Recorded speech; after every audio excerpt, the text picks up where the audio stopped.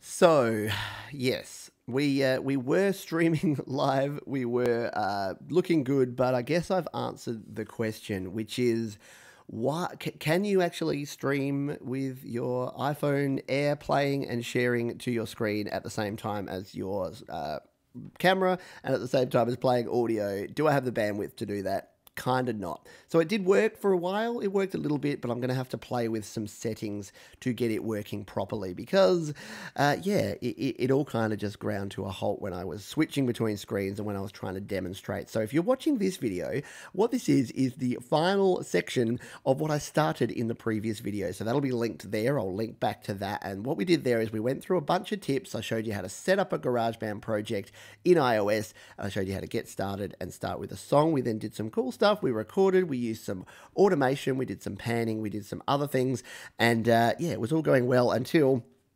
the internet decided that it would no longer work, and it crashed and burned. And the poor folks that were there, like Goth Demon here, who's back here live, got to watch me scramble while I tried to get things back up and running. It didn't work, and I've now had to disconnect the phone so that we can't actually display or demonstrate anything else here. So apologies for all of that. Apologies for the technical difficulties. Yes, this is live. We are back live, and what I wanted to do is actually come back just to finish off what we were talking about and to kind of put a final stamp on the rest of this. So I'm going to go back to my notes here. I'm not going to be able to demonstrate what we were doing here, but I'll recap what we covered in the previous video, and then for the folks here, if they do have any other questions, which we're trying to get to, then they can ask them here, and we'll answer them and finish up here in a little while. But what we did in the previous video is I went through all the things that GarageBand can and can't do, and then I gave you some tips. So I showed you how to set up a new project. I showed you how to use automation,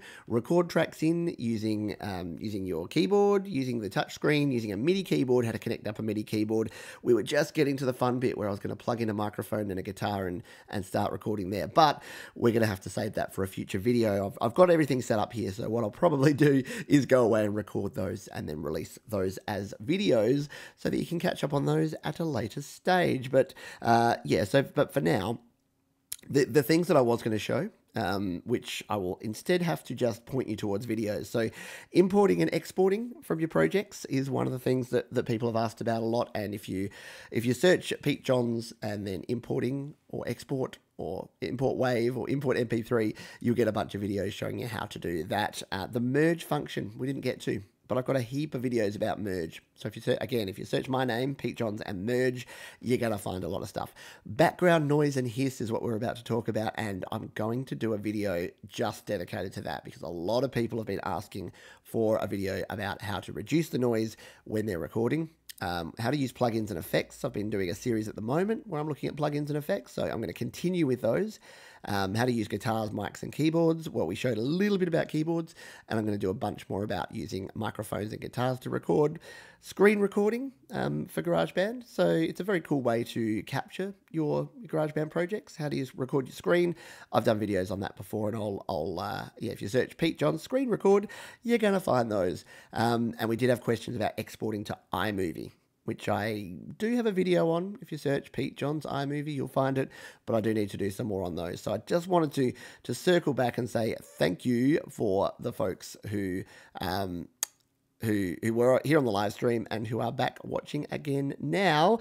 So I'll see if we have any questions here. I'll see if anyone wants us to continue here, and if there is anything I can answer. And as Goth Demon asks here, can you hook a mic up to an amp?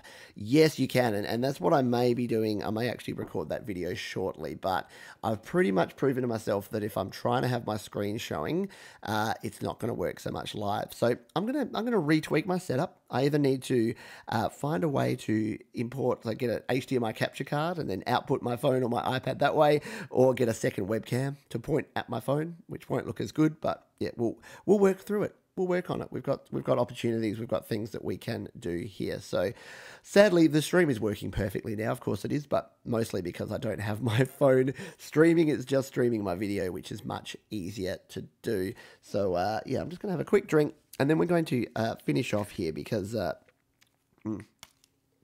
because without the ability to demonstrate things, if there's no further questions, Your Honours, then I'm going to head off and I'm going to start going and creating some content and, retweaking my live streaming setup and trying to make it work better for you good folks. So we might finish it there. If you do want to find out more about recording and using GarageBand on your iPhone or your iPad, I suggest you go over to studiolivetoday.com and check out the videos that I have there.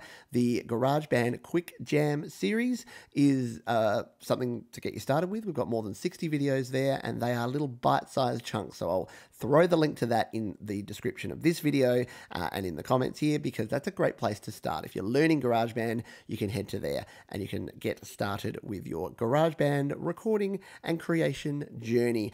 Thank you again. I've been Pete. Apologies for the technical difficulties, but these things happen. And you know what? You continue on, you soldier on, and you keep doing things because, you can't control technology sometimes. But, you do the best with what you've got. But we are going to finish off. I'm going to hit the big stop button in just a moment. Thank you again for watching. Really appreciate your time. And we will be back again next week with another live episode with or without the ability to display our iPad or iPhone. I'm not sure. Thanks again for watching.